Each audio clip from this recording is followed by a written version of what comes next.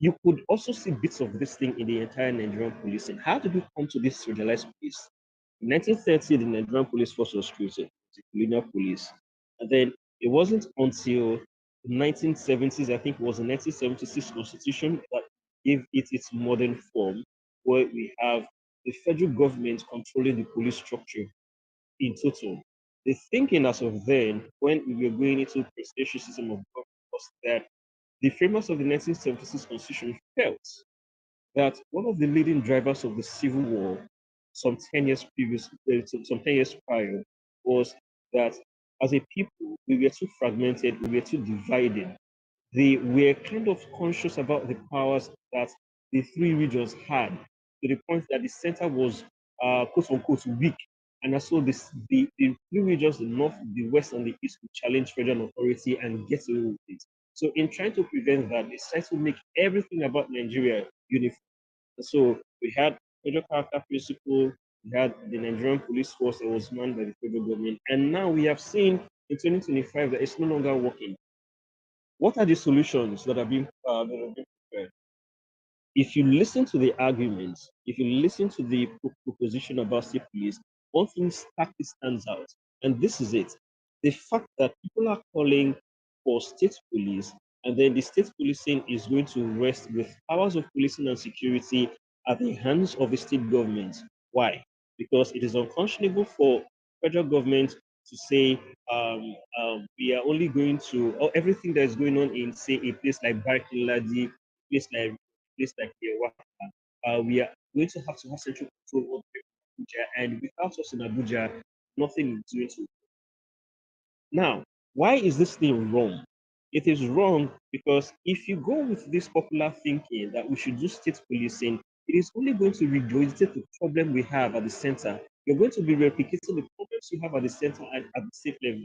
I cannot think of any state in Nigeria that does not have multiple ethnic nationalities. And even more so in the Middle Belt, I put it to you that the Middle Belt has more ethnic nationalities than any other region in the. Why is this wrong? Because look at this thing, for instance. Nigeria now, we have about 250 ethnic groups, about 500 languages. The challenge with our federalism is that we have a center that is controlling and making decisions for people, irrespective of their needs, irrespective of their peculiarities. There is a communist saying that goes this way, that from every man according to his ability and to each man according to his needs. This is how normally system is supposed to operate. There's been dysfunction. Now, if you have the state policing structure, as is what is being advocated to, you're now going to have the state government reprising the role of the federal government. That's the state government reprising the role of the president. You're going to have the police at the beck and call of the state governor and use it to kill opposition forces, to kidnap and to do whatever he wills according to how the president is using it. Have you solved the problem? No. And so if there's something, let's say if something is going on in Wase local government area, Plateau State, for instance, you have to get permission from JOS for the police officers to move. This is not how we should be. Now, I have to make this point clear. I am not for or against state policing. My advocacy is that we ought to know what we're doing because from what I am seeing, it's clear that we do not know and we have not learned from past mistakes. A much more veritable way how state policing can work is if you decentralize it down to the lowest level. And I mean this very, very emphatically. You cannot have the center, the capital, making decisions for the hinterlands. So a veritable way how this thing would work is that all the communities will have their own police forces.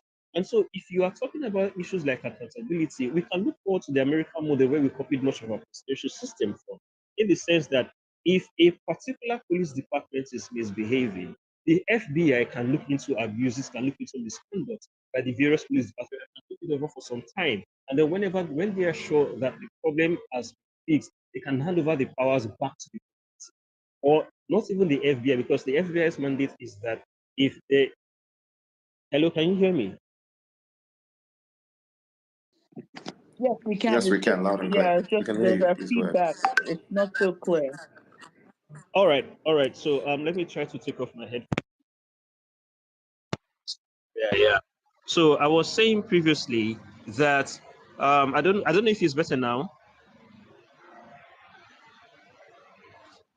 Yeah, it's It's much better better. now. It's better now. All right. So I was saying previously that the FBI's mandate is something that says that if there is a crime carried out across two states, the FBI has to intervene because it becomes a federal crime. But in several respects, you see the state governments, the state police departments, as well as the FBI combining efforts to look at abuses into state police, into community policing departments. We have to adopt the same thing if you're really serious about state policing, because I say this and I'm saying this again and again. The arguments that I'm seeing about state policing is one that rests power at the hands of the state government. And you and I both know that the state governments in Nigeria, the state governors in Nigeria, are not people you want to leave security powers with. And so, if we have a system where you have a town like like Yewata, where you have an attack going on, it is not necessary for you to wait for the government in Makodi, which is like 30 minutes away, to send police forces down there. The police will be able to handle it. And I will say this because, in actual sense, they have been able to do this in practical terms. I was in Benue about a month ago to talk to the victims of the Yewata massacre, and one thing stood out in survival testimonies. The people who I spoke to told me that there is a military unit down there, there is a small police station down there, but each time the attackers come to attack, the military does not move. The military does not do anything. As a matter of fact, 2 days before the Yewata attack, two young men rode into the center of the town with military fatigues, staked out the locations, looked at possible points of entry where they could attack, did all of their reconnaissance, and they left. The next day or 2 days later, by 10 p.m., they came and attacked. The attack lasted for 5 hours from about 10 p.m. to 3 a.m. The military guys never moved an inch. And when I asked them why this is so, they told me that several times they've asked the military for help. The military tells them, the soldier station there tell them that that's not our duty. Our duty here is not to help you. We are not here to come and be doing all of these things. At best, what they do is each time there's an attack, they will come out whenever the attackers have left, and then they will take stock of the dead bodies and go back inside. The only security outfit that these survivors told me have been helping them are the police, which is why a few days after the massacre, these same guys who attacked the water went after the police officers. The police officers have been the ones doing the heavy lifting in addition to the whatever help with Dane guns that the community vigilantes can be able to help and to muster with. What does this tell you? It means that if we have police officers that are stationed there, and some of these police officers who have been helping the water community are Fulanis themselves, they're not necessarily TVs. So what this told me, what the lesson I drew from this thing is that sometimes when you have policing decentralized down to the lowest level, even people who are not necessarily or who are not originally from that community will take ownership. We have seen the same pattern in Kwara, where when these Bororo Fulani guys were moving mad in 2021 and they were attacking Fulani towns, and also in Oyo, for instance, the Fulani community in Oyo were receiving the heat, and then they were forced to speak out. And in response or in retaliation for speaking out, the Borough Fulani started attacking them. When you have policing decentralized to the lowest level, people begin to take ownership. So in the current discussions, we are not seeing this kind of, we're not seeing this, should I say, sincerity in making this thing work. So I am afraid, in conclusion, I'm afraid that even if we get state policing today, that the federal government decides to get over themselves and to devolve policing powers down to the center, I'm afraid that it's not going to be decentralized enough for it to work. It's only going to be rested at the hands of the state governors. And then 10 years down the line, we'll come back and say, oh, state policing is no longer working. Let's give it back to the hands of the federal government. I yield the mic. All right. Thank you so much, Confidence Makari, for that.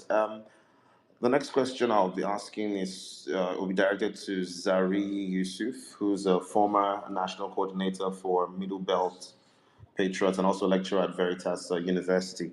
Now, Zari, for something that started off like an ethno-religious crisis, do you think it has morphed into something that perhaps has become politicized, or do you think certain actors have taken advantage of the crisis in the Middle Belt?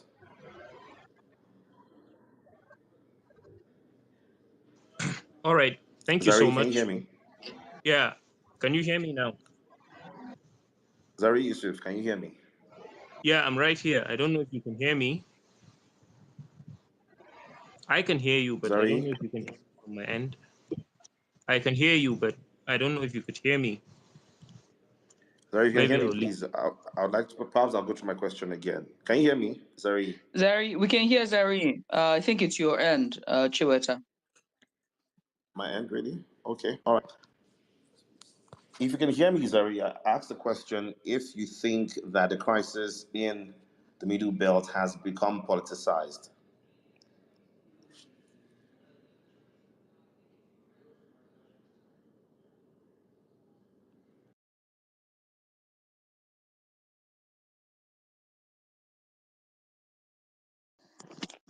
I think we lost Zari. So Zari, if you're back, you can just request and then we will give you the mic. Zari Yusuf is one of our panelists here. And he's also very important to this discussion as okay, far better. We can hear you. Please carry on. All right. Yes. So I actually had the question. I would love to say something briefly so that we get to understand the whole idea.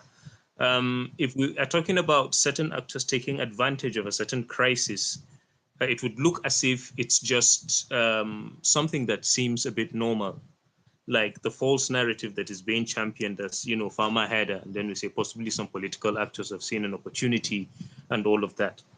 Um, it's has been an old agenda, and I think from the start of it, it predates, the seasonal misunderstanding that comes between farmers and herders.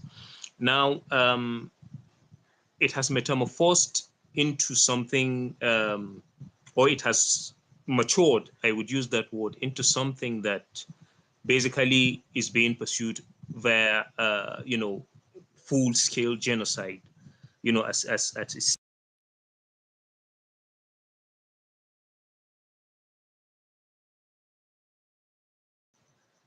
I would use the word complicit or compromise, but I feel more it's a matter of complicity. The agencies that are supposed to halt what's happening have become.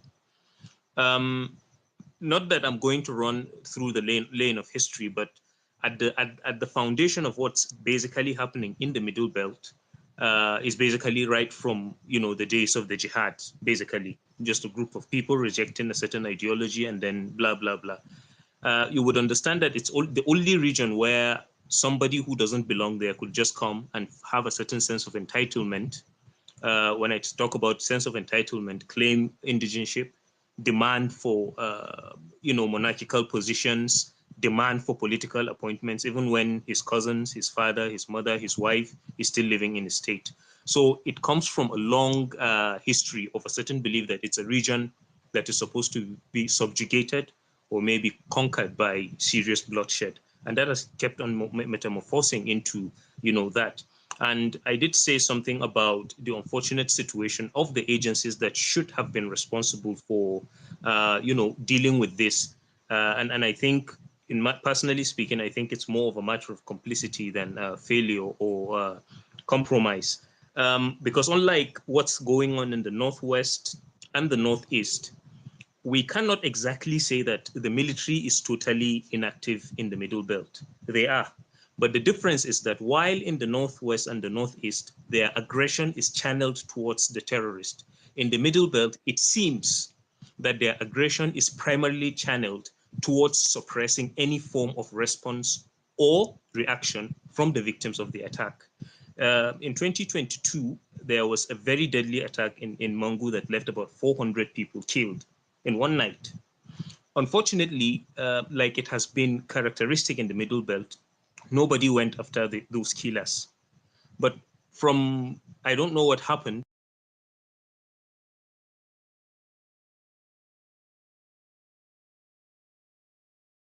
overwhelmed the death of 400 people, that one Arro was killed. And before we knew what was happening, between 12 hours, somebody went, routed, the few vigilantes or maybe the local police that are being trained by the police force, and killed about 4 of them and displayed their pictures.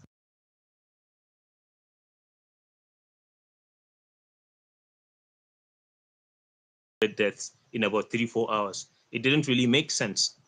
The same thing happened, I think, in Benue, in the attack in Yelewata. there is always a complaint about, the fact that we couldn't mobilize forces, we couldn't mobilize, to respond as soon as you called upon us. But the very moment women came out to complain or to protest about the fact that they were raped, they were killed, they were destroyed, I mean, their crops were destroyed, within a few hours, there was a helicopter, there were, armored tanks, there were policemen armed with tear gas and all of that. And someone was actually shouting that they should just waste them, stupid people and all of that. So it leaves us to wonder what exactly is being championed. So to a large extent, what we have is a clear case of Islamism. What we have is a clear case of people employing religion. Of course, it has its touch of ethnicity in it, because the Middle Belt is not a predominantly, or it's not 100% Christian settlement. But as a Muslim from the Middle Belt, it doesn't spare me, because I have another language that is not that of those who believe they are the masters and holders of whatever ideology they are, championing. So what basically is happening in the Middle Belt is a pursuit of religious conquest by the employment of genocide. And unfortunately, there have been compromises in places where that should be halted. And that is basically why the policy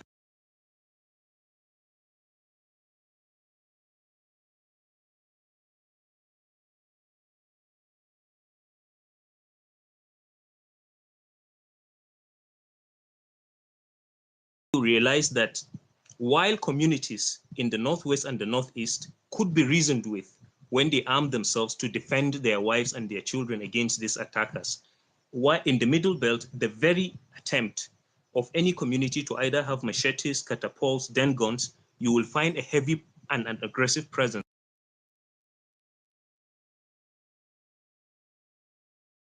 A certain crisis that has been taken advantage of. I see a clear case of what it has always been. It's just that this time around, it has been sophisticated in a way that the state, either directly or indirectly, is basically behind the force that is basically living mass graves in the region. And I think that's quite unfortunate in that regard. So what's happening in the Middle Belt, if I would define it, I'll tell you it's a genocide. And to what end? Basically a religious conquest. That primarily is what it is. So it's not something that we will, of course, politicians could take advantage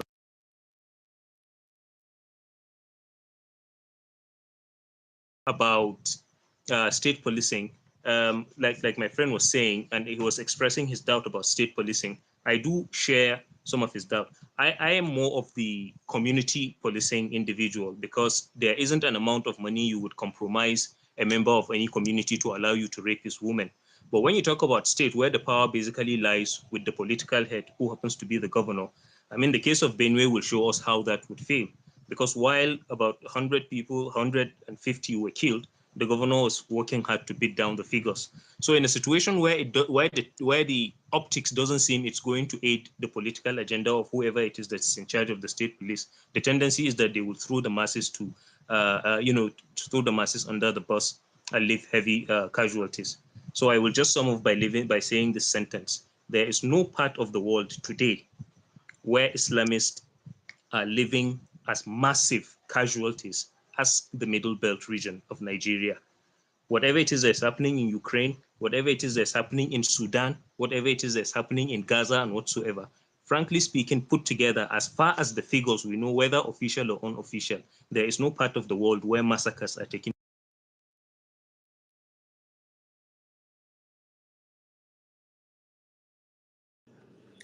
All right, thank you so much, Zari Yusuf. Judith, are you there? Yes, I am. I keep going in and out, so please clear.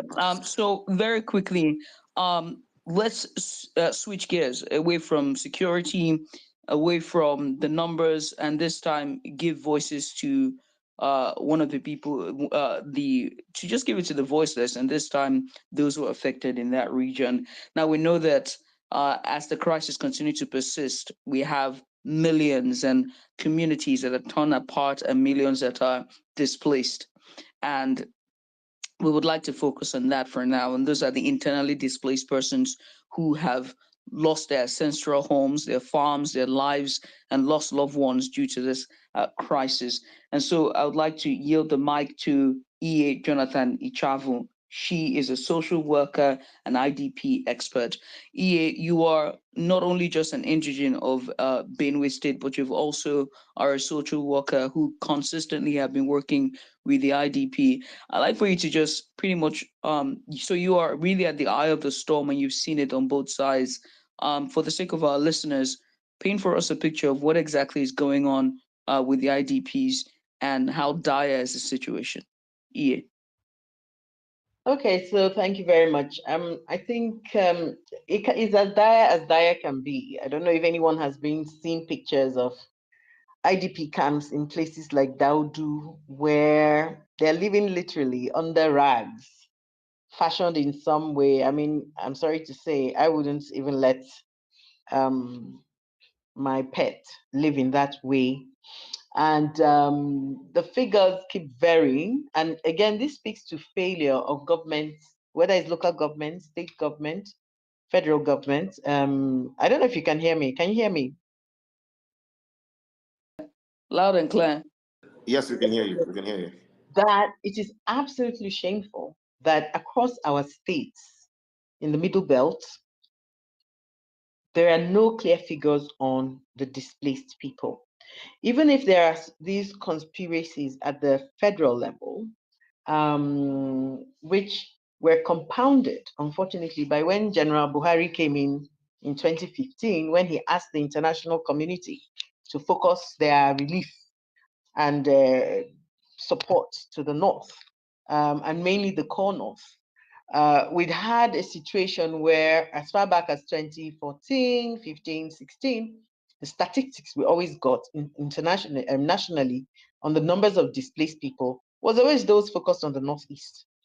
In fact, even when you said there were displaced people in the Middle Belt or people who had fled even from the North, East down to Lagos, even the international bodies, even people like the IOM and the UNHCR would be turning a blind eye. It was a bit later that the UNHCR set up something in Kwande in Benue, but that was even mainly for refugees from flowing over into that part of Nigeria on the refugee crisis. Just to tell you that, first and foremost, if you don't track something, you don't care, you're not dealing with it, you don't even know the numbers.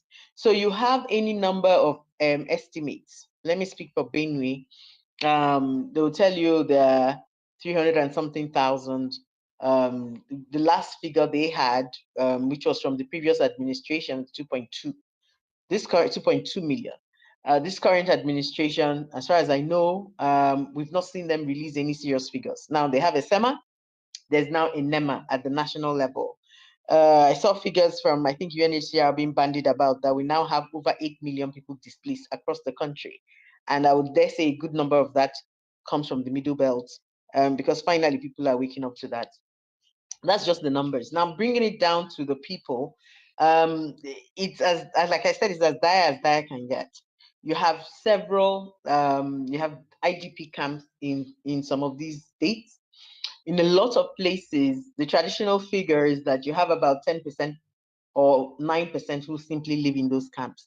The rest of the people who are displaced are living in host communities with people who are poor, who they're trying to help, and so on.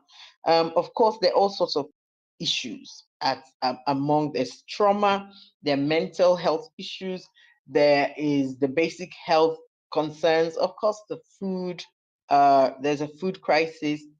To compound that, some of those IDP camps still get attacked. Then they also are serially displaced. Sometimes even I can speak for Benue, because what tends to happen is when an attack happens, the people run and flee to what is considered a safe space, usually a school. So they'll go and take over that primary school. The government leaves them there, turns it sometimes into some kind of camp. And what tends to happen then is the poor children who are meant to be going to school, this affects them. So imagine you're sending your child to school, your child, the camp in the evening is this IDP camp. In the morning, they're doing school. Some of the people, they're in their classrooms, they're trying to squeeze the children in there. It's extremely unhealthy. So the evil, we've not even begun to feel the impact of this incredible degradation, for want of a better word, of our human capital across the Middle Belt. Those who have, of course, those who have died have died. And then those who are now in those camps, they're not going to school.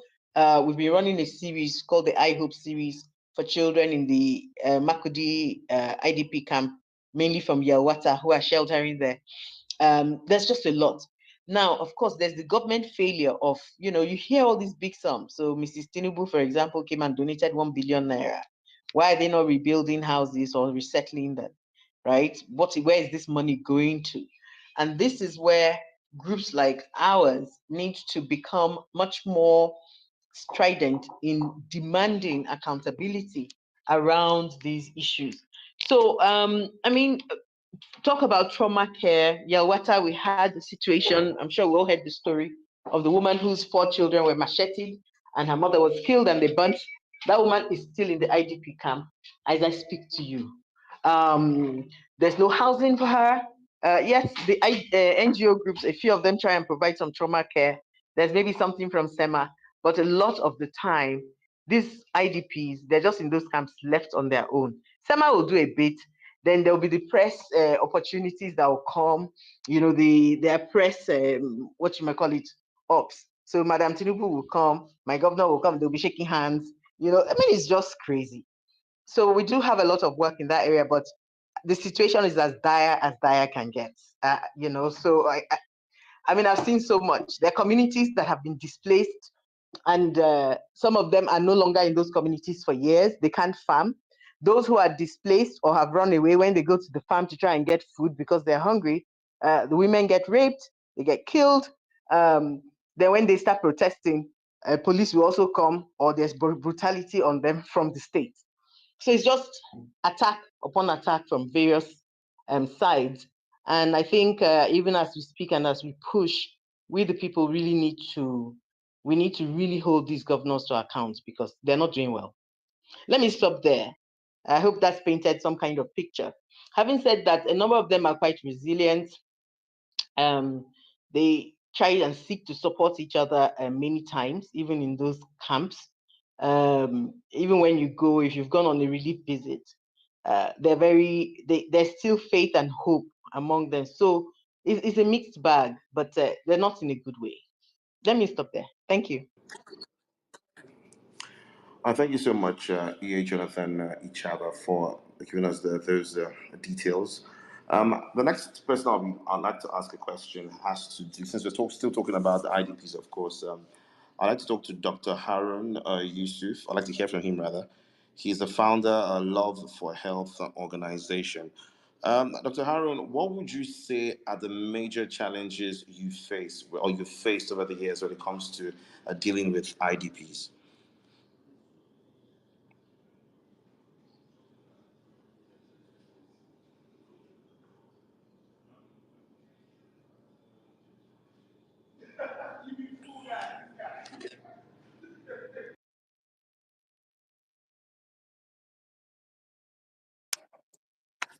So We seem to be having issues with yeah, Dr. Harun as we try to establish hello. connection with him. Dr. Harun, are you there? Yes, I'm here. All right, please go ahead. So there is a common saying that if insurgency lasts more than 24 hours, just know that the government has a hand in it. So there are people in this government and people who have been in government who are contributing or fueling to this crisis. Now, I want to give 2 examples. Nigeria is not the only country where there are grazing or where cattle are rearing, where they rear cattle. Most countries have this and they don't have this problem. Why did this crisis fuel in the 2000? I'm talking about between 2000 to 2025. There's some political undertone together with religion and tribal effects. What I suggest, it might be a harsh one, but I believe that if this government declares a state of emergency in this middle belt states, especially Benue, Jos, Plateau State, and even Southern Kaduna and other places where there are crises, and these governors, look, let all of us look at it now. If the president wanted to declare a state of emergency, is it Rivers State where 2,000 people didn't die? Or Benue State where over 2,000 people have been killed between 2023 to 2025?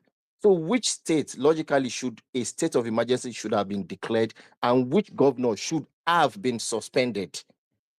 So I believe that the government, the federal government in particular, they are being docile. Let us flash back to when Boko Haram was also attacking people. The government then declared state of emergency but left the governors. And that is now one of the governors is the current vice president. And there has been allegations about insurgencies and fueling crisis. I believe strongly that some people are using religion, ethnicity, and politics to play this insurgency in the Middle Belt. And if a decisive step isn't taken, this crisis might soar and take longer than expected. So I believe that a strong measure should be taken, and a lot has to do politically too to solve this problem. So this is what I have to say for now. Thank you, Dr. Arun. Now, if you have questions, I would say that this is a perfect time for you to start rounding up those questions, because we're going to give 30 seconds each to our audience to ask questions to our panelists for today. Now, if you're just joining us, of course, you've seen the question already. It's what's fueling the crisis in Nigeria's Middle Belt, of course, which is Benue, Plateau, and the surrounding states.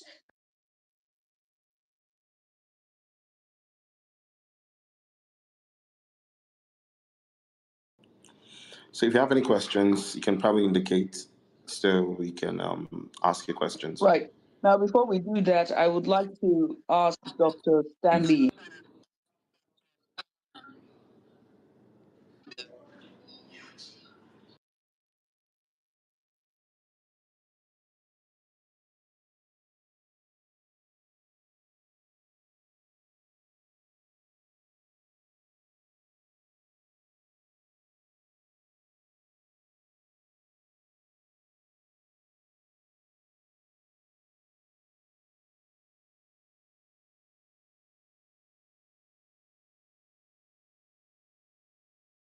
It's far more than just conflict resolution, and so I have to. What's the government looking like? As in, what tools and the rights approach that the government needs to pretty much address this? Is genocide? Is ethnic cleansing? Is a religious war? Your take?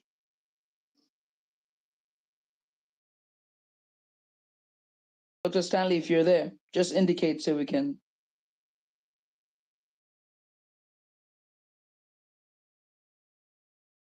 Dr. Stanley, are you there? I think we do not have Dr. Stanley. So I am going to ask our very first person. I think Stanley isn't here, but I would ask, I can see that. So if you have any questions, please go ahead and ask your questions, starting with author and I will not just say author, but I know that he is an author and a lawyer as well, and a satirist, and that's El Nathan John. El Nathan, if you have any questions, let's start with you, please. Ask your questions to our panelist. Hey, everyone. Can you hear me clearly? Loud and clear. Okay. I mean, I was wondering to what extent we're considering, for example, the historical antecedents of this region. I mean, it's one thing to consider the remote causes, but I'm wondering to what extent we think this, considering why, in fact, the Middle Belt is in the situation it is in the first place. How important is that? Because, for example, the current political arrangement that places Middle Belt communities in conflict with other more dominant communities has been written about for 200 years. We know that, for example, the pre-colonial foundations, the caliphate frontiers, the slave raidings that essentially created what we call the political underclass in northern Nigeria, because we know that, for example, British indirect rule in northern Nigeria didn't simply freeze existing hierarchies, right? In much of the Middle Belt, it outsourced governance to emirate agents, often placing House of Fulani chiefs over non-Muslim populations that were deemed not yet ready for self-rule.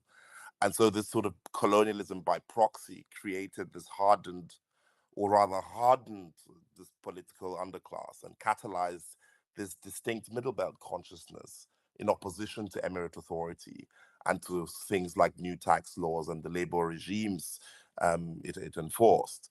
And so all of the institutional legacies, whether it's chieftaincy disputes, boundary lines, unequal access to provincial administrations of the time, persisted well into independence. And as someone who researches this, I'm curious about how those on the panel think a line can be drawn between the pre-colonial roots of this conflict and how, in fact, history is simply repeating itself. Excellent question, El Nathan. So I would leave it. We got the history buffs here. So Cheta is one, Zari is another, and of course, Confidence is also the senior security analyst at SBM Intelligence. So all three of them are just history buffs. So Zari, I can see your hand up, but before I ask you to answer that question, let me quickly take Accurate's request. Apparently, that's your name. Accurate Request, you have something for us. Please unmute. All right, good evening.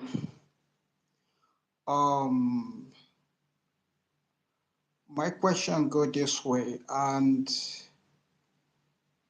how can the Middle Belt put end to this killing? You know, I came from Nagatu, where the incident happened this evening in Neguma, in Nagatu local government, when a woman went go to farm with 3 of his kids, and where Fulani came and visited them and, you know, killed all of them. And this thing happened in every week, daily basis in Nagatu, and it, you know, government did not even pay attention. And where this thing is going, it get where it reach. We are not going to take it anymore again if government is not address the issues in the Middle Belt or in Nagatu local government, because this is much for us to bear. That is my take. Thank you. Thank you, Accurate. We appreciate you. So, Zari, you have the floor. Let's start with history, and then we come to solutions. Can the government do it? Yes or no? Is it at the where does the responsibility or the bulk of the responsibility lie? Are the government at their wit ends when it comes to the violence? Is this a historical issue? Do we need every hands on deck, or should we just let nature play its course? Zari, I'll start with you. Afterwards, Cheta, if you have anything to add. If not, Confidence, you seal it up. If you have other questions for our listeners, please keep your questions down. We'll continue to take questions. Thanks. Zari. All right. Yeah. So historically speaking, pre-colonial Middle Belt was never in any way subjugated to the jihadists, because primarily whatever the ethnic nationalities in the Middle Belt shared in common was their resistance against that jihad. But once the colonialist came, just to give a brief background, their dealings with the supposed more organized people only gave them access not to the Middle Belt, but to the history compiled by the Caliphate historians with regards to the Middle Belt, which basically created the scenario where a typical example is, if you are in Kaduna State, somebody could tell you, I think I remember the story where someone said he had a program in Kafanchan, and they said Kafanchan was in southern Zaria, and he dropped in Kaduna and headed to Zaria. And it was when he was checking in, he said he had a program in Kafanchan. He's just coming in from Kaduna, and they asked him why was he coming that way. So you discover that a smaller region tends to carry the name of a bigger one. At some point, the entirety of Plateau looked like it was just an extension of Bauchi, just the way you have the entirety of southern Kaduna. So the thought in the mind of the colonialist was that they are just patches of minorities, And so it was easy when the colonialists came. What basically subjugated the region to the political dominance that is presently being faced was the coming of the colonialist. That basically is it. And that's the reason why you would realize it was from that period that all of these appointments started coming. You just pick somebody from God knows where, and you find a location, and then you carve an emirate, and then you impose him over there. So because the country in its entirety was already under the colonial rule, the colonialists had no understanding of the complexities in the Middle Belt. And so even history or historically speaking, it has been fought time and again. An example is the moment you mention Middle Belt. Some people want to dismiss it by simply referring to it as a Christian belt. To a large extent, it is a Christian belt because it halted the advancement of the Danfodio version of Islam. So they refer to it as a Christian belt, even though it's not exactly as if it's a Christian struggle. So the historical background of it is what has come into what you have, what we are suffering.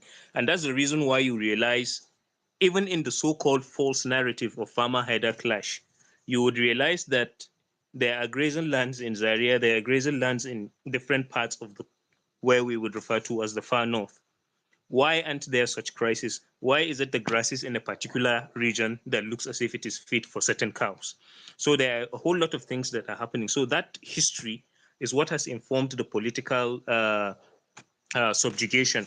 Even when regions were imagined, it was easier for the colonialists to subjugate the Middle Belt and begin to plead with the North, the likes of the Sardauna, to consider the Middle Belt with a few appointments, which basically didn't really happen. And so, and again, even in terms of a traditional structure, it wasn't as if we didn't have monarchs. The one in Kagoro was at some point the oldest serving one, but he was third classed.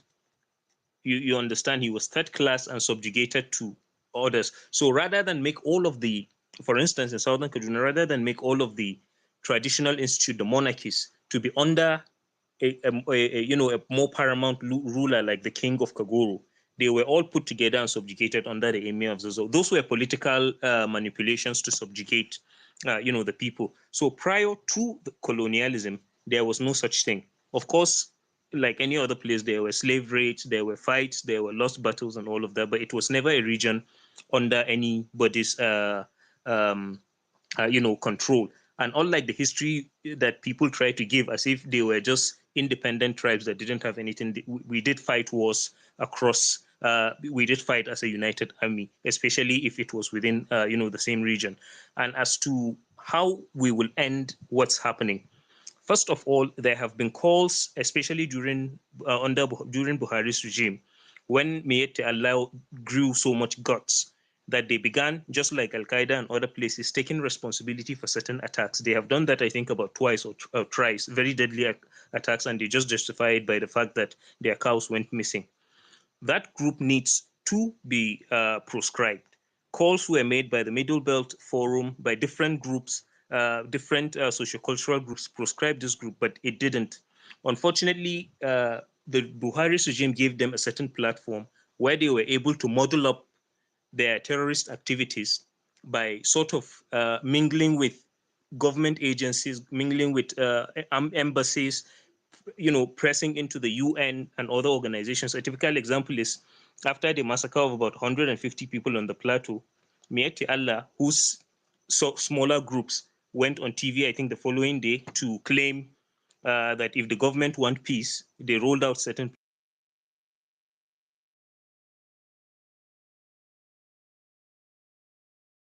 time.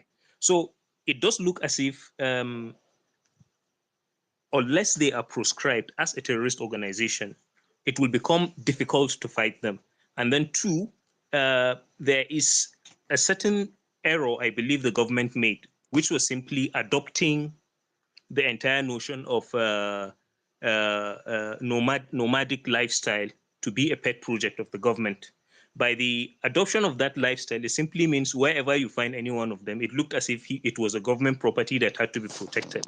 So if he finds his way to Enugu, all he needs to say is that this is a cattle route. And because the government adopted it then, I think by error, it looks as if you have to pay money to have your poultry farm. You have to pay money to run your fishery, but all he has to do is to just drive his cow into the place, rape your woman, destroy crops, and if you have a problem with it, he tells the government, "Oh, yeah, give me land," and the government will start telling you, create this thousands of hectares in every local government so that there won't be any trouble. So the government will have to go back to that and repeal that, because you are either a Nigerian or you are not. Since nobody has an entitlement of farming, if you don't have a farm, you buy one or you lease the land. There shouldn't be any particular ethnicity that should be adopted as the pet project of the government. That's the other thing. And the second thing is, I think either at the community level or so, but some autonomy, things should be adjusted to have some gun rules, such that a particular people must not be made soft target. Even the military or the security agencies of Nigeria should not force any particular group into becoming a soft target of a known terrorist group.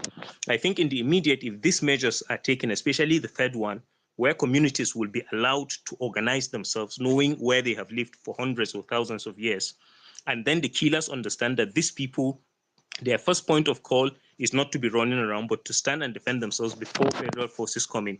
It will stop this. But for as long as it is guaranteed by the federal government that we will keep these people as soft targets, nothing is going to change about it. And I think that's what I would go into say as the immediate measures that should be taken to halt the genocide. Zari, thank you for that. The history is very clear there. You put it so nicely that this is not prehistorical. This is not pre-colonial or post-colonial. This is very much as modern and contemporary as can be. Cheta, you are muted. Please go ahead. But before you do, very quickly, for those who want to ask questions, please just notify that you want to ask questions, and you can request for a mic so that we can go ahead and unmute you when you're ready. All right, Cheta, you go. Okay, thank you very much. I want to just a very slight correction to something that Zari said. He in terms of laying out the history, he has done a wonderful job. However, the roots of this go much deeper than the colonial era. It was not the British who subjugated the Middle Belt. In the manner of speaking, there were the Sokoto Caliphate beforehand had already started attacking the Middle Belt, and the Middle Belt, or what became the Middle Belt, was resisting very violently. But we already had a legacy of slave raiding and then attacks. Basically, a lot of emirs from the north saw the Middle Belt as a reservoir for slaves. As a matter of fact, when and I forget which of the British military leaders met with, I think it was the Emir of Guangzhou, and said, "You have to stop slave raiding." And the Emir replied something along the lines of, "Can you tell a cat to stop catching mice?" So there's that history that has fed into um, into into the mindsets that still persist. But I would want to jump all of that and come to contemporary times. A fundamental issue that has, and Zari touched on it in his response, a fundamental issue that has made this conflict continue and worsen is the lack of justice. So think of it this way. In the months of January to February to March 2016, we had a series of massacres in Agatu in Benue State. And depending on who you listen to, between 500 and 800 people were killed. That is almost 10 years ago now. We haven't had one person brought to justice in 10 years. That essentially is the loudest message you can give in terms of impunity, in terms of telling these people, the marauders, that what they are doing is acceptable and they can carry on. There's no louder message. So why will people be surprised? And what people do not understand, whether it is from the north, whether it is from the south, whether it is from the east, whether it is from the west, is impunity breeds impunity. As we speak, the dead bodies in the attack on the mosque in Katsina we're counting bodies. The body count is rising. depending on who you're listening to now, if you're listening to Channels TV right now, it's 32 people killed. If you're listening to Reuters, it's more than 50. Will the attackers be brought to justice? No. When the Yelewata thing happened, the Yelewata massacre happened, what was the president's reaction? Oh, reconcile with your countrymen. We can't continue like this. As long as we keep having this laissez-faire attitude towards justice, and that's most fundamental thing towards justice, we're going to see hardening of attitudes. So, for example, before Zari started answering the question that was posed by El Nathan, Awesome spoke. And Awesome said something that was very, very, very critical, which is, I'm quoting him word for word, we are getting fed up, and we will, anything that you see, you take it. Essentially, that attitude, the attitudes are hardening, and you consider that we have a toxic mix where small arms are moving around quite freely in the region and in the country in general. Like I said when I started at the start of this town hall, here's the problem. We are on a path, and I think that path is now irrevocable, because we are not doing anything to move away from that path.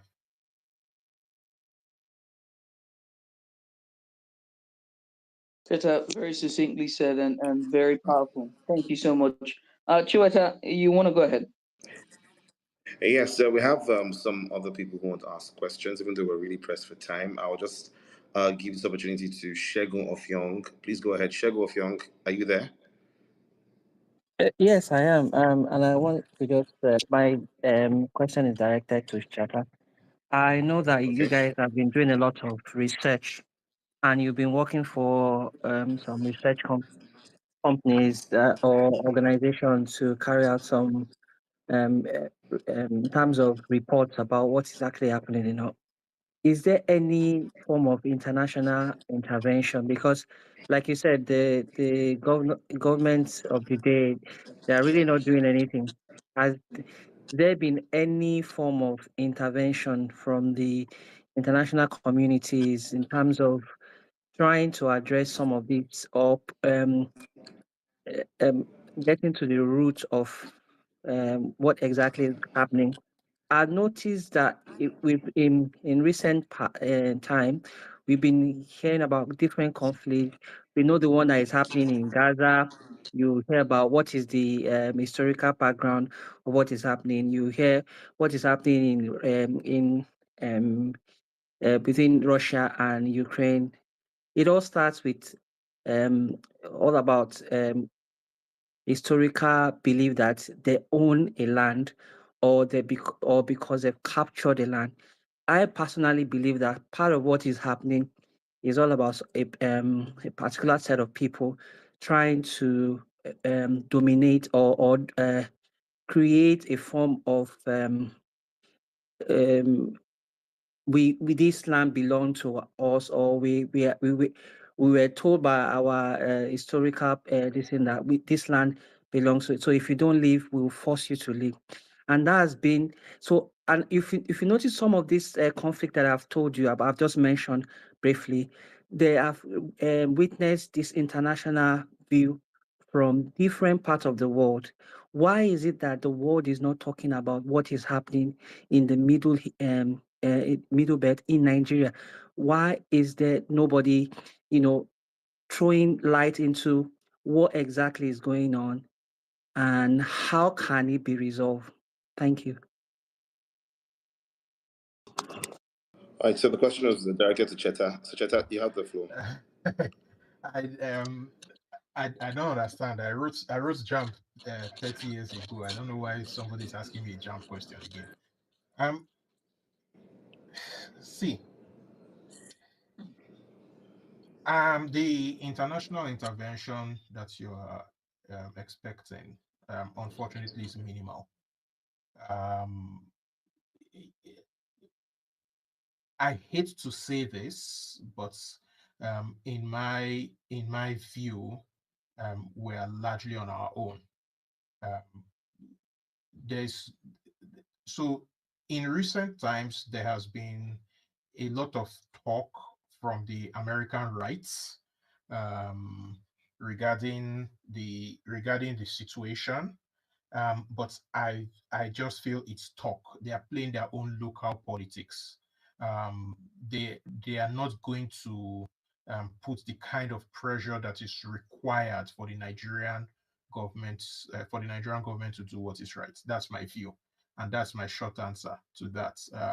But if he has a better answer, I'll be happy to pass the mic to my colleague Confidence, who we work in the same organization, we do the same research.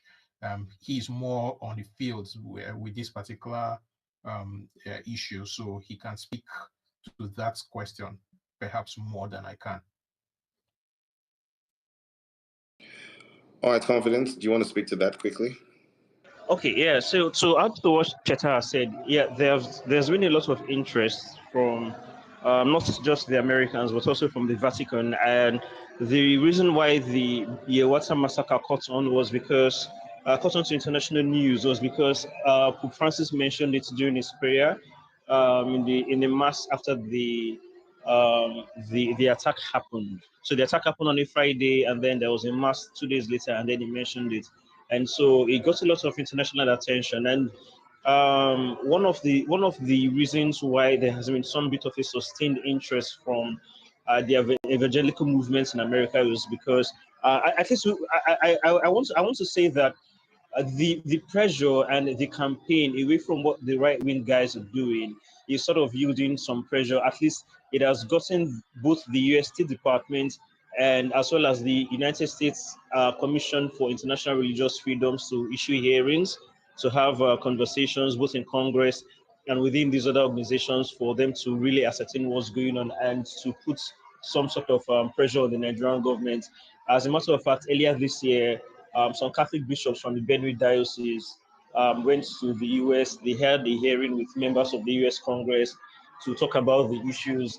And unfortunately for some of them, I do remember that one of the bishops who attended that hearing in the US started to get threats from people. We weren't told who the people particularly are, but he also drew some sort of attention from the president himself. I'm talking about Tinubu, who convened a meeting of Catholic bishops and told them that they should temper down their activism, that he's not against Christians, that his wife is a Christian pastor, even though he may be Muslim. He doesn't have anything against Christians. So while that may be true, to an extent, that he personally may not have an animus against Christians and all of that, is sheer, I don't know what to call it now. Is it willful negligence of the case makes him complicit? And there is no way, and I do think that in my rough knowledge of international law, if you take this case to the ICC, there is no way they're not indicting Tinubu of negligence.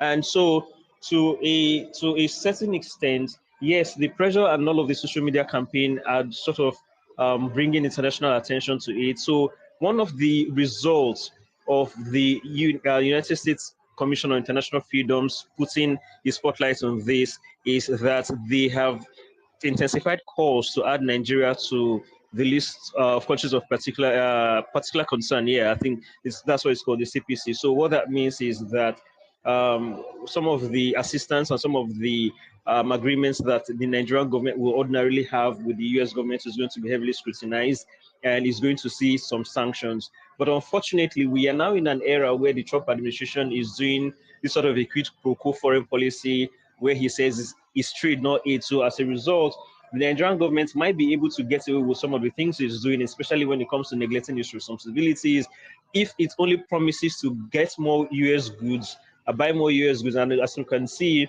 10 years ago, the Obama administration refused to sell weapons to the Nigerian government because of human rights abuses committed by its military in pursuit of Boko Haram terrorists. But now the same Trump administration, who in 2018 refused to sell Nigeria weapons for the same reason, has now overturned and now is now selling Nigerian government weapons that I do wager that it doesn't even need. So on one hand, it is criticizing the Nigerian government for failing to protect civilians, failing to ensure religious freedoms. On the other hand, it is actively trying to sell them weapons in its quest on in its fight against insecurity. And so it's quite double-edged.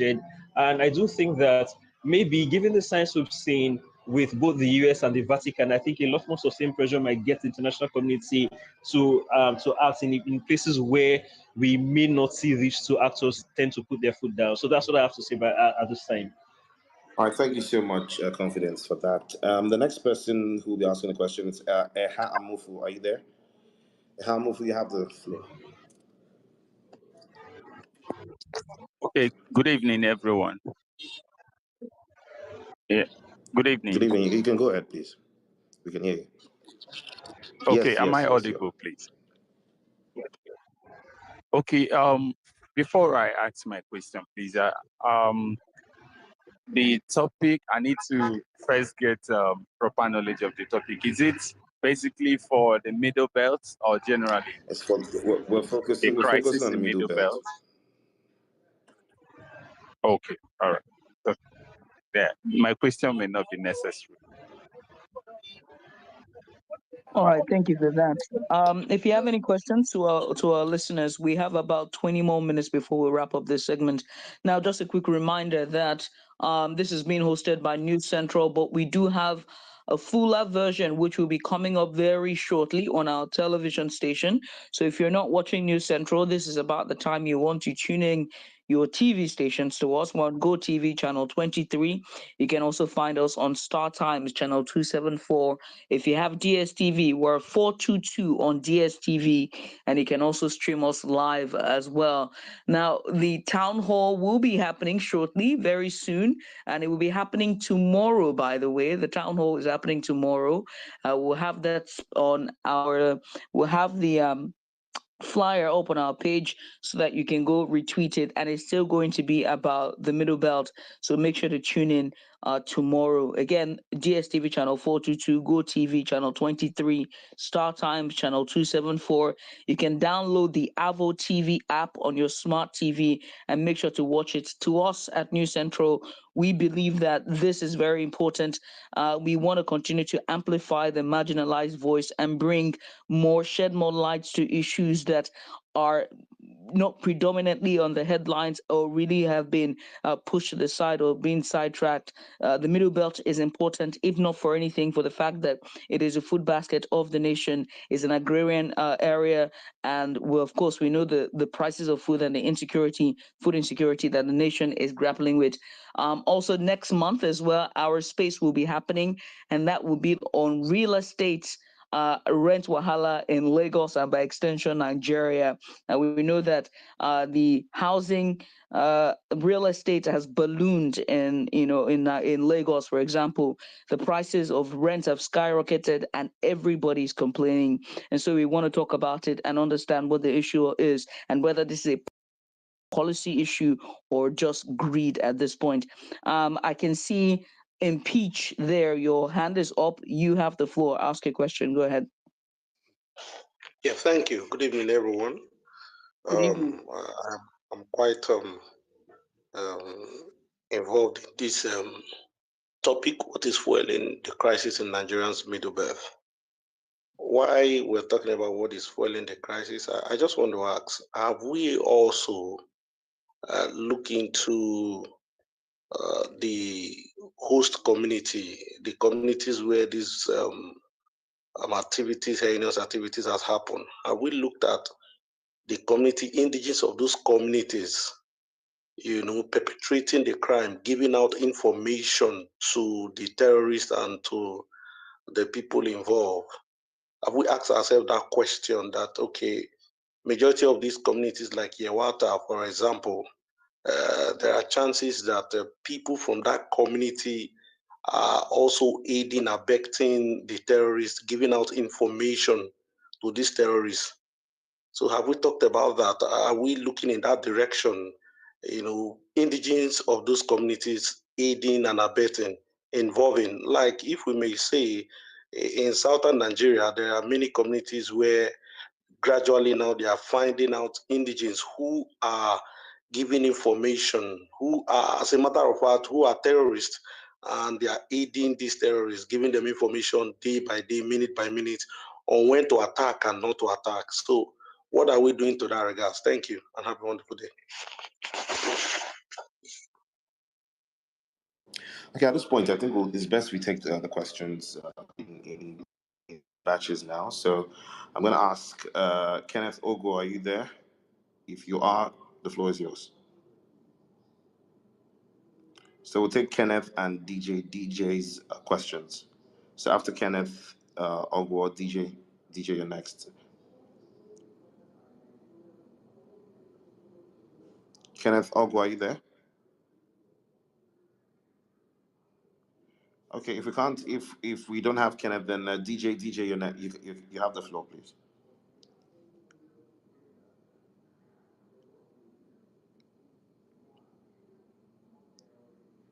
DJ, are you there?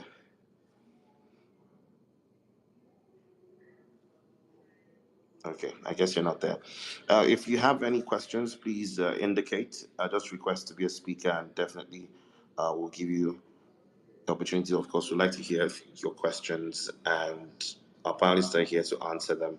So please feel free to ask the questions you want to ask, but please ensure that it's brief, because right now we have let's just say we have about 15 minutes to wrap this up. So please send your messages, or rather indicate if you have any questions, rather. I think for the question that was asked, it was asked whether or not the community is aiding and abetting in this crisis that we're seeing. Very, very accusatory question, I would say. But Zeri, if you want to have a go at it, please go ahead. Confidence, if you also want to have a go at that question, the mic is yours, as well as Dr. Haroon. Zeri, please. Okay, yeah. So it's an unfortunate scenario because of what, especially the security forces are primarily responsible for the narrative that locals are responsible for it. I think a lot of that happened on the plateau, where after deadly massacres, they would tell you it is the same community that either orchestrated it or provided information. And it leaves you asking, what sense would it make for me to get people I don't know to come in and waste, my children, my wives, my uncles' wives, and all of that for whatever reason? And I think why that narrative keeps being sustained is because the military has a habit, or the security agencies have a habit of, especially in the Middle Belt, once there is an attack, it has happened many times, check. There won't be any pursuit of the attackers. There won't be any combing of the forest to eliminate them. But there would be a certain focus on the community. And who are they looking out for? They are looking out for youth who just appear militant, who appear dissatisfied with what's happening, who are likely going to sharpen their machetes or use their den guns and say, we will wait for them for next time. And they will just route them up and they will publish their names. So at the end of the day, they just feed you with the story of how they took money and they let people into the community. But the truth of the matter is, if it is true that they took some form of gifts and they gave up the community, they colluded with the attackers, then it's all right. If it has been happening for over the past 10 years, then they should be able to have given you information that will trace the attackers, because it doesn't really make sense. So that primarily is a lie. It's just part of the bigger narrative where we say that it is the victims that actually attacked themselves simply because they want to blackmail a particular ethnic group. And I think why would I go to the extent of raping my woman, killing hundreds of people in my community simply because I want to blackmail another ethnic group? If I'm that bad, why don't I just find them and kill them? So it's a lie, actually. It's a lie. It's a well orchestrated narrative to blind the eye of the world from seeing what's happening actually as a genocide. That basically is it and nothing else.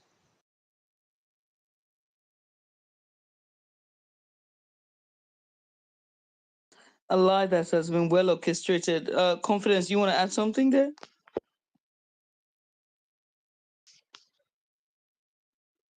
Yeah, I'm sorry, I didn't quite get the person's question. I was hoping that they repeat it or something. Okay, so the question was that is indigents of this affected communities aiding the terrorists or the herders or the bandits in their attack by giving them information on the ground to aid them in those attacks that we're seeing, coordinated attacks Hello, from can people on anybody the hear me? inside? So far, I do not have. I'm not sure I have any heard stories of that.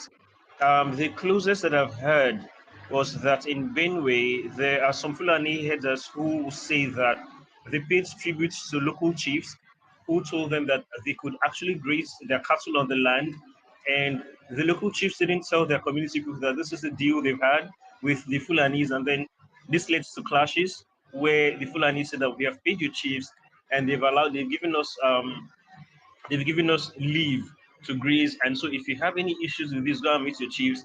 And then when the local people go to meet their chiefs, they find that they are no longer there. They've relocated to the towns. They're not even in the communities anymore. They've moved to Samakodi and all of that. So this is some of the unspoken issues that I think in the past, I think sometime in the past 10, 15 years used to be the case.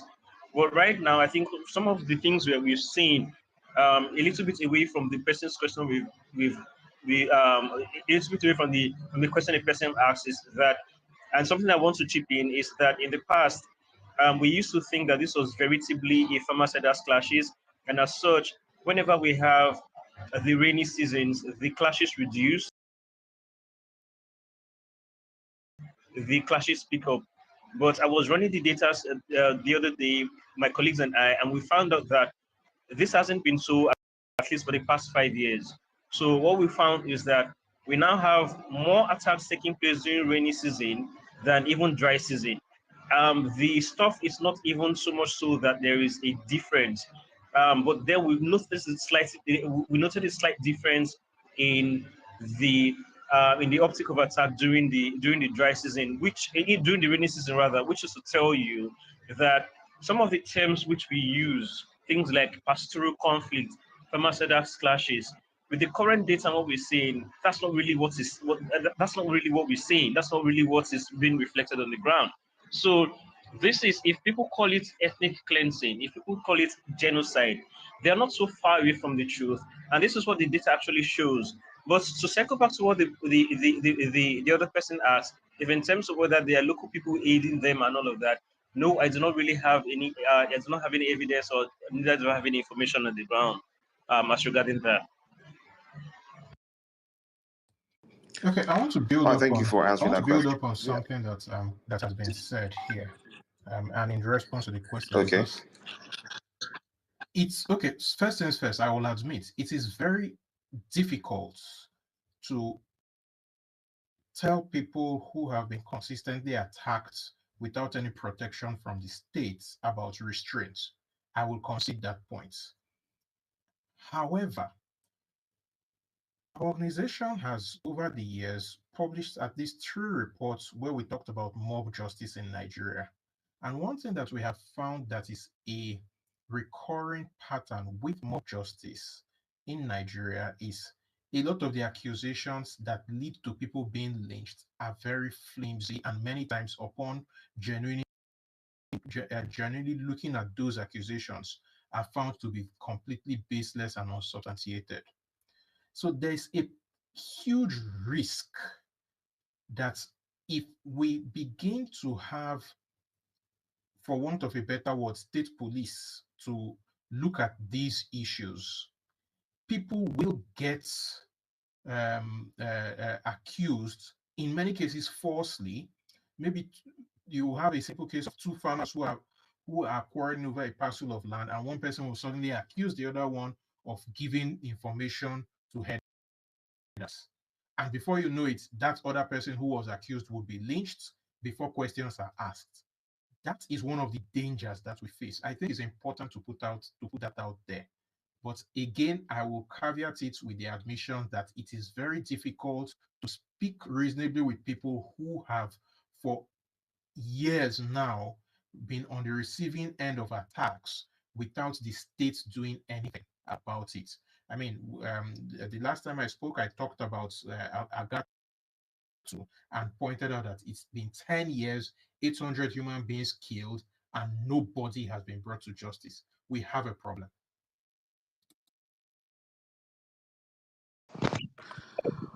All right, thank you very much, Cheta, for clearing that out of answering that question.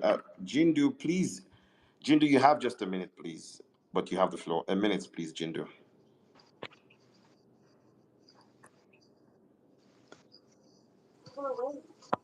Jindu, just a minute.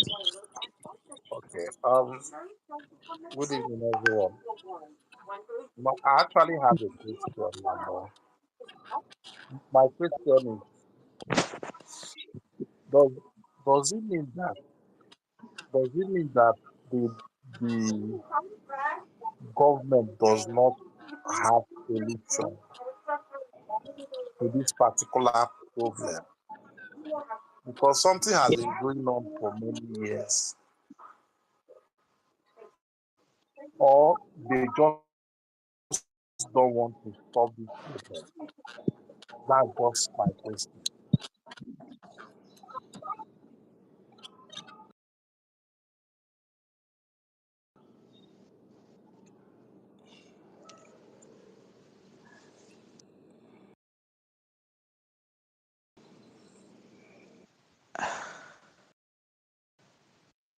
Not sure I heard every part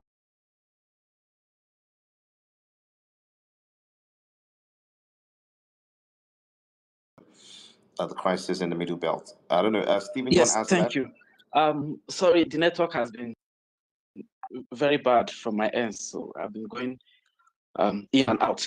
Two things I want to mention.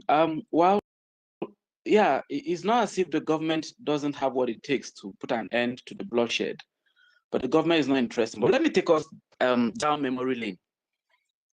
The Global Terrorism Index in 2014, 2015 ranked armed Fulani militant as the fourth deadliest terror group in the world, just behind Boko Haram, Al-Qaeda, and all that. So they were number 4. Now, when the Buhari government came to power in 2015, May 29th, Aisha in 2015, when there was an opening at the UN, she was sent there. At the moment she got there, the GTI stopped ranking the armed Fulani militants as a terror group. And it's been 10 years. And in that 10 years, they have killed more people. In fact, the Observatory for Religious Freedom report that was released last year showed that, and even the one that will be released in January, showed that armed Fulani militants have killed 4 times more civilians than Boko Haram and ISWAP combined in the last 5 years. This is fact. This is not hearsay. 4 times more deadlier than Boko Haram and ISWAP combined. And when you look at it, these guys, they have the capacity to actually operate as Boko Haram. Let me explain. The attack in Riom on July 15th, they made use of explosives as well. So aside using AK-47, machete and all that, they also had explosives with which they used to blow off roofs. So, but then it baffles me to hear the media say, oh, they are bandits. These guys have the capacity to shoot down a military aircraft. So a lot of politics happened. The coming of the APC in 2015, sorry, I must mention this, was a disaster for Nigeria. Because before they came, the Global Terrorism Index was ranking these guys as a global terror group. But all changed. So, and when you followed what happened in 2010 in Dogona Hawa, March 7 to be precise, where over 500 people were killed, mostly women and children. That was the beginning of this sort of attacks across the Middle Belt. Then in 2012, El-Rufai made a tweet that whoever killed a Fulani man is taking a loan that is repayable, no matter how long it takes. The tweet is still there. He didn't delete it. Now, let me explain something. At the time he made that tweet, that was the time armed Fulani herdsmen were already attacking communities in the Middle Belt.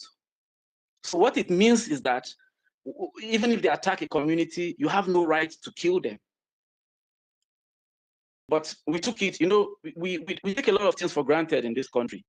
We took it for granted and life goes on. In 2013, there was a massacre in Kaura. The Bondon massacre is on Google. 148 people were killed, mostly women and children. Now, that was the first of such attack in Southern Kaduna, 2013, March to be precise. And then, of course, it kept spreading. 2014, it came to Sanga. Now, when you look at the dynamics, it's deliberate. So from Plateau, it went to Southern Kaduna. From Southern Kaduna, it came to Benue. From Benue, it started moving. And what was the government response? Absolutely nothing. I've been to communities where the survivors told me on record, I have the record, that those who came to attack them, after the attack, they were celebrating and chanting and saying that we thank the president, Muhammadu Buhari, for his support. I'm not making this up. It's on record. Survivors told me this in Bakin Kogi, Southern Kaduna, that the attackers were saying that we thank the president and we thank the governor for their support, logistic support. So, but you know, sometimes when you mention these things, it looks as if it's a conspiracy theory, but no. And until we begin to have these conversations, in 2017 March, to be precise, I was in Goska. Goska was attacked on 24th of December 2016. Of course, it was an attack that went viral all over the country because it happened on Christmas Eve. So I met a young boy, Enoch, who is 7 years old. As at that time, he was 7, 2017 March to be precise. And he told me something. So I was interviewing the people, and then they said this boy lost his mother and his father. And I asked him what happened. Categorically, he said the Fulanis came and they killed his mother and his father. And he said he even identified as 7, that he identified one of them because they used to graze around their community. Now, for someone like that boy, until the day he reads in the news that the people who killed his parents have been prosecuted according to the laws of the land, there won't be any justice. And that boy will grow up with that hatred for any Fulani man. On May 20th in Riom, Bangai district, a woman was killed while her 8-month-old son survived. So when I went to have a chat with the man whose wife was killed, his 4-year-old daughter, Marvelous, she ran and came where we were sitting down under a tree. And she told the father that some herdsmen are grazing around the community. As if that was not enough. Listen to what this 4-year-old girl said. She said she can't wait to grow up and buy a knife. And when she sees any Fulani man, she's going to slaughter him. 4-year-old girl. Now, when there's no justice, you breed children that will grow up with hatred. Because, of course, after all, when their parents were killed, nobody did anything. So what I see happening is that we are drifting towards a point where the indigenous people who have been at the receiving end of this attack for so many years will begin to form some kind of survival strategy, which may not be too good for the system. Because it doesn't matter for how long you continue to beat someone, a day will come when that person will exhaust all his or her limits, and they will want to do something. And that's what I'm seeing happening in the Middle Belt. Sometimes when I interact with young children, 7, 8, 9, 10, you could see the bitterness. Why? Because they saw those who came to kill their parents. Sometimes they even identify them. In fact, I remember in Sanga local government in 2014, I remember some of the community members saying that part of the people that came to kill their people were even coming to the market after the attack. In fact, one of the armed herdsmen was coming with a water bottle that a relative of a woman had sent to her from Lagos as a gift. They stole it during the attack, and he was even carrying it on his shoulder to come to the village market. And they saw him. And nobody will arrest him. So, but when you go to the prison across the country now, like in Kaduna, when I got to the prison, one of the first things I wanted to see was to see the armed terrorists that have been killing our people. I didn't see any. Ironically, I saw a lot of young Southern Kaduna boys who were in prison, including minors, for attempting to defend themselves. So that was why when the issue of Sunday Jackson came, that a court sentenced him to death for defending himself and killing his attacker, in the process. I laughed. I said, look, there are many Sunday Jacksons in Kaduna prison that El-Rufai got them arrested for attempting to defend their communities. So you see, there's a conspiracy against the people of the Middle Belt. So, and any government that comes in, remember during the campaign last year, Sheikh Ahmed Gumi said something that the people of the North should not vote any candidate who is on record. I'm not making this up. It's on record. You could Google it. That they should not vote any candidate that will come and acquire more weapons to attack their brothers, their comrades in the bush. That is the so-called bandit. So when you listen to these utterances and then Nigeria just move on, Nigerians just move on as if nothing is happening. No, something is happening, because there are people who believe that they are untouchable in this country. There are times where communities will be attacked. A helicopter will come to provide cover. Stephen, please, we need to wrap up, please. Yeah, so there are times when communities will be attacked. I'll round up now. And you have a helicopter coming to provide cover for the terrorists on the ground. I've witnessed it. I've picked bullet shells fired by helicopters. I mean, so we can't continue deceiving ourselves. I think we need to have these honest conversations. People need to be brought to book. People who have made utterances in the past that suggest that they are sympathetic to these terrorists, they need to be prosecuted according to the laws of the land. That's if we have any law. Thank you. Well, thank you so much, Stephen, for that. On that note, we've come to the end of the New Central X space, as we've been talking about what's fueling the crisis in Nigeria's Middle Belt. Please do not forget that we're going to...